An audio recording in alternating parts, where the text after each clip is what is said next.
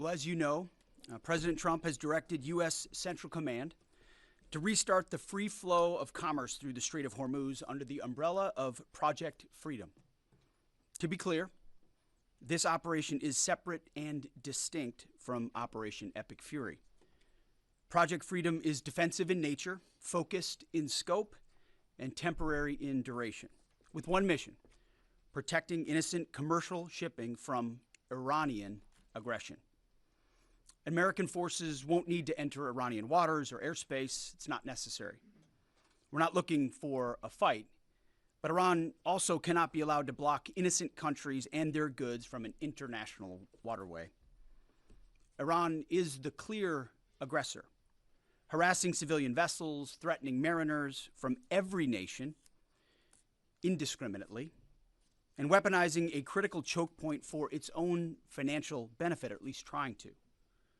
For too long, Iran has been harassing ships, shooting at civilian tankers from all nations, and trying to impose a tolling system. Iran's plan, a form of international extortion, is unacceptable. That ends with Project Freedom. 2 U.S. commercial ships, along with American destroyers, have already safely transited the strait, showing the lane is clear. We know the Iranians are embarrassed by this fact. They said they control the strait. They do not. So American ships led the way, commercial and military, shouldering the initial risk from the front, as Americans always do. And right now, hundreds more ships from nations around the world are lining up to transit. CENTCOM, along with partner nations, is in active communication with hundreds of ships, shipping companies, and insurers. All of these ships from all around the world want to get out of the Iranian trap that they have been stuck inside. As a direct gift from the United States to the world, we have established a powerful red, white, and blue dome over the strait. American destroyers are on station, supported by hundreds of fighter jets, helicopters, drones, and surveillance aircraft, providing 24/7 overwatch for peaceful commercial vessels. Except Iran's, of course, which is why our ironclad blockade remains in full effect as well. In fact, 6 ships tried to run the blockade out of Iranian ports as Project Freedom commenced, and they were all turned around. This is more than strategy, it's also humanitarian. By breaking Iran's illegal stranglehold, we're protecting the lives and livelihoods of sailors from dozens of countries, securing global energy routes, and preventing shortages that hit the world's poorest people the hardest. Once again, America is using its strength to lift up others.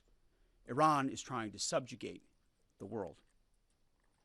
To what remains of Iran's forces, if you attack American troops or innocent commercial shipping, you will face overwhelming and devastating American firepower. The president has been very clear about this.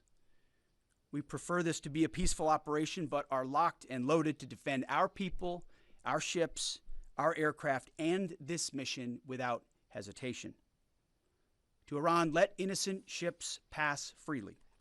These international waters belong to all nations, not to Iran to tax, toll, or control.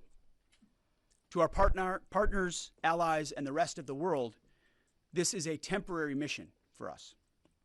As I've said before, the world needs this waterway a lot more than we do. We're stabilizing the situation so commerce can flow again, but we expect the world to step up. At the appropriate time and soon, we will hand responsibility back to you. To the incredible Americans executing this mission right now, simply thank you. Your courage, your readiness, your unmatched professionalism and precision are why the world can breathe easier today and every day. You are and always will be the greatest fighting force in human history, unmatched always. Project Freedom is underway. Commerce will be flowing, and America is once again leading with strength, clarity, and purpose for the benefit of the entire world. Our will is unshakable. God bless our troops, and God bless the mighty United States Navy as well. Mr. Chairman, over to you. Thank you, Mr. Secretary, and good morning, everyone. Thanks for being here. On Sunday, at the direction of the President, CENTCOM initiated Project Freedom with the objective of facilitating the safe passage of international commercial shipping through the Strait of Hormuz. Over the past 7 weeks, Iran's repeatedly threatened and attacked commercial shipping in the Strait in order to effectively cut off commercial traffic and damage the global economy. By obstructing one of the world's most critical maritime checkpoints, a vital transit route for approximately 1/5 of the global oil consumption, Iran is weaponizing the global supply chain. This action disregards established navigational rights and the law of the sea, and the regime led by the IRGC is effectively attempting to hold the entire global economy hostage. Let me give you an update of the last few days of activities, and if you take a look at the map here, as the Secretary said, the United States has established Project Freedom to open up the Strait of Hormuz. This graphic highlights the kinetic engagements that the Iranians have attempted to make or have taken against the region. The green dots and blue dots show the groupings of commercial, cargo, and tanker vessels, and the United States has established a significant presence over the strait here in order to open up the free flow of commerce, noting the blockade still continues along the eastern flank. The map shows the examples and samples of Iranian attacks against commercial vessels in the strait, as well as the Gulf of Oman and up in the Arabian Gulf.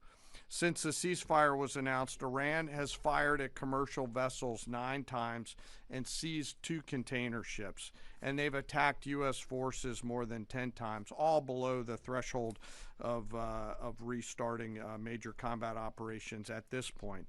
You can also see the group of tankers and cargo vessels in the U.S. blockade line, as I mentioned.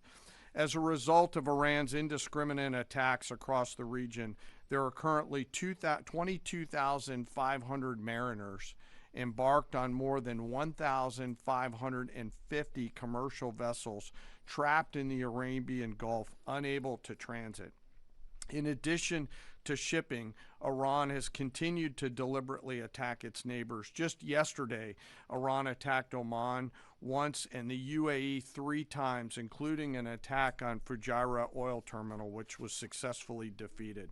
They also launched cruise missiles, drones, small boats at U.S. forces defending commercial shipping in the Straits, and United States Navy MH-60 helicopters and Army AH-64 Apache helicopters successfully defeated those threats. Thus far, today is quieter. Let me describe this defensive operation just a few clicks down for you. As the Secretary said, Project Freedom is designed to protect commercial shipping and help restore the flow of commerce through the strait and sustain freedom of navigation.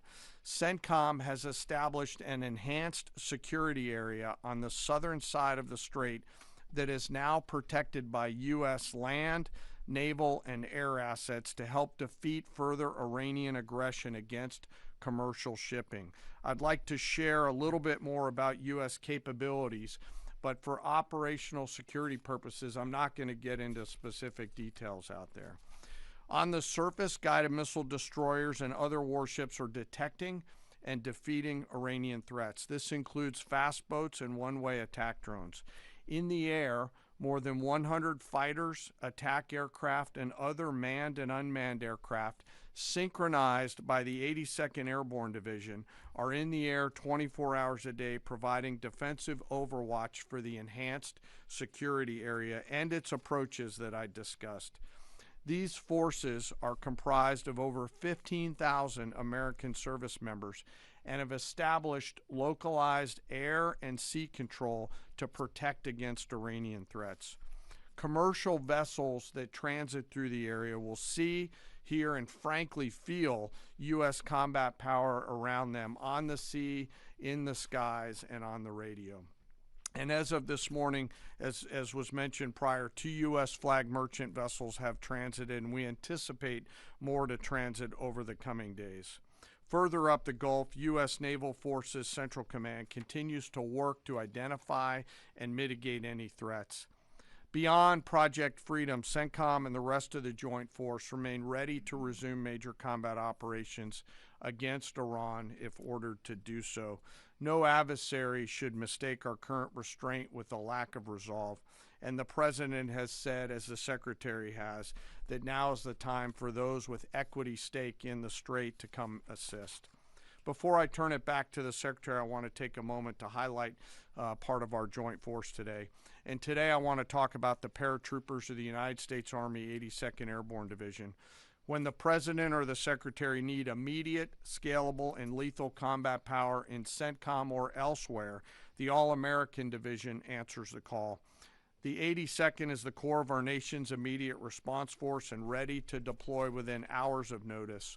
These paratroopers are capable of accomplishing any mission in any environment, constantly training, constantly ready to jump from Air Force aircraft into ground combat and seize key terrain if ordered to do so, just like their predecessors did in Sicily and Normandy in World War II, or to secure or enable the follow-on forces to flow into theater as they did in Grenada or Panama. They can do the range of missions from counterinsurgency to counterterrorism operations to power projection, as they have many times over the course of the history of this great division. They can do all these things because they're incredibly well trained, well equipped, and well led, but also because of the indomitable spirit of the All-American paratrooper. Every single one of them volunteered for this role, volunteered to go to airborne training, and volunteered to serve.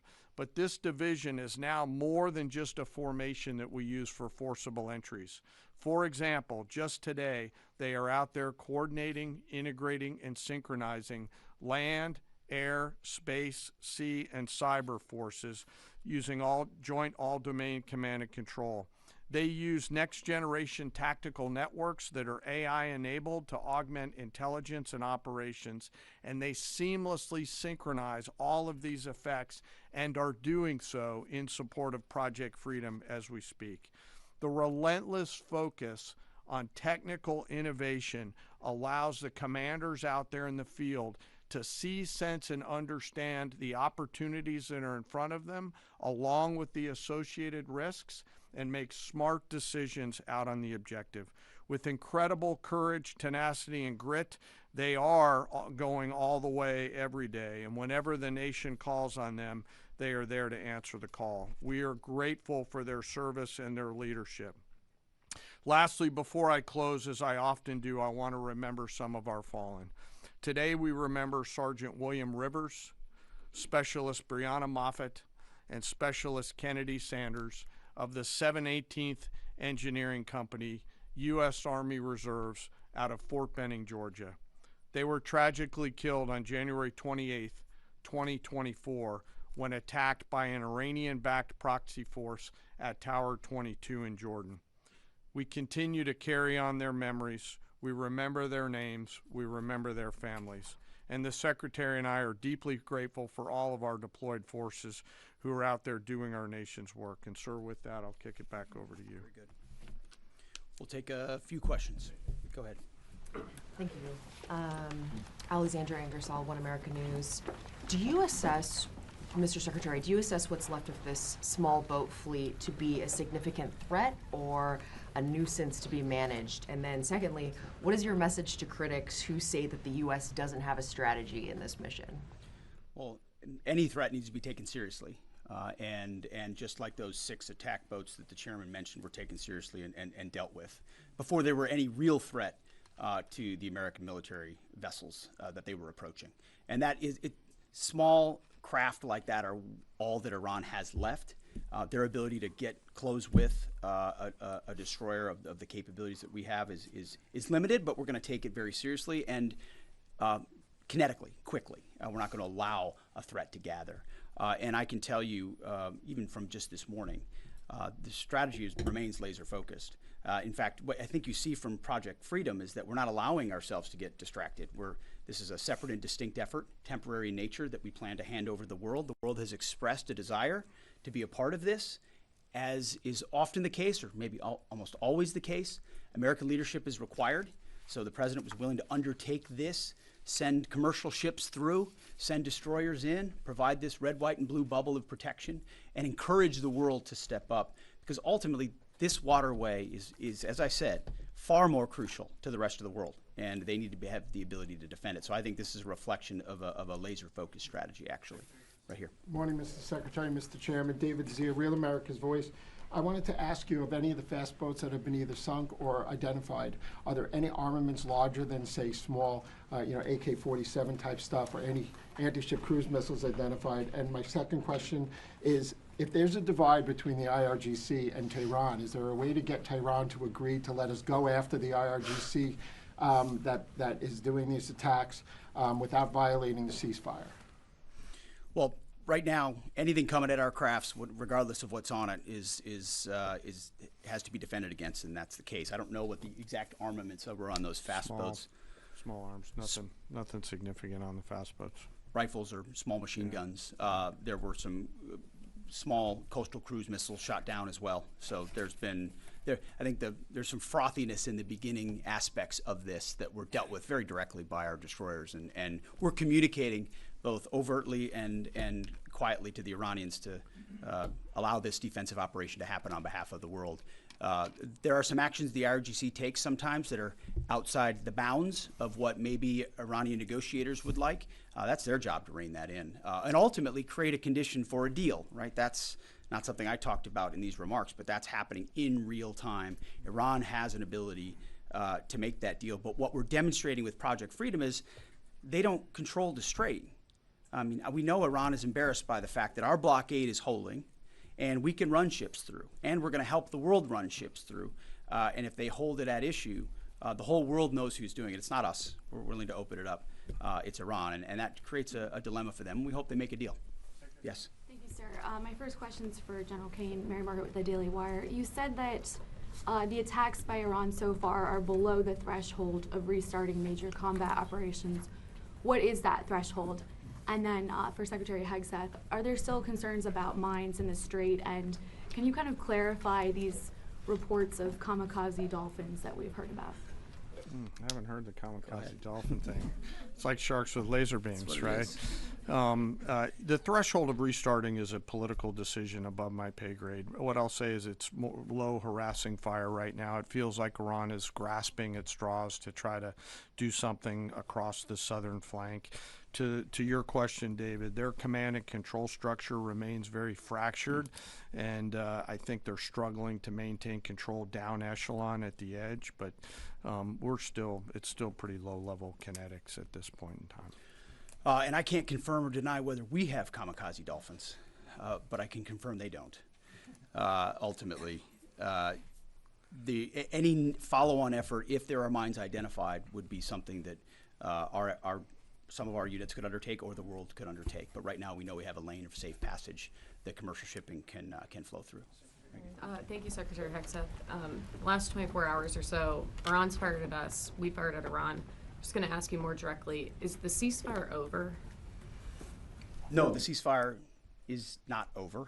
Ultimately, this is a separate and distinct project, and we expected there would be some churn at the beginning, which happened. And we said we would defend and defend aggressively, and we absolutely have. Iran knows that. And ultimately, the president's going to make a decision whether anything were to escalate into a violation of a ceasefire. But certainly we would urge Iran to be prudent in the actions that they take to keep that underneath this threshold. This is about the straits. This is about freedom of navigation. This is about international waterways. This is about free flow of commerce, all the things that happened before, and only Iran is contesting. So right now the ceasefire certainly holds, but we're going to be watching very, very closely. Absolutely. Secretary James, go ahead. Mr. Secretary, thank you. General, thank you. I want to first express my gratitude and admiration for the work you do and for everyone involved in our armed forces, and also for the accomplishments of Operation Epic Fury, which I think are too often dismissed too lightly. But those accomplishments don't obscure, I think, a central default that has occurred here, and I would like you both to address it. On the first day of this conflict, President Trump addressed the Iranian people directly and said, when we're finished, take over your government. It'll be yours to take. And then on the seventh day of the conflict, in a Truth Social post, the president said, quote, there will be no deal with Iran except, all caps, exclamation mark, unconditional surrender. What happens to that pledge to the Iranians And when did the president decide to capitulate on his demand for unconditional surrender? Well, James, I wouldn't. You started out nicely, but you ended exactly where we knew you would end. The president hasn't capitulated on anything. He holds the cards. We maintain the upper hand, and Project Freedom only strengthens that hand. And so he will ensure that whatever deal is made or whatever end state is reached creates ensuring that Iran never has a nuclear weapon, which is number one, and he's been focused on that, and the deal and discussions are centered on that.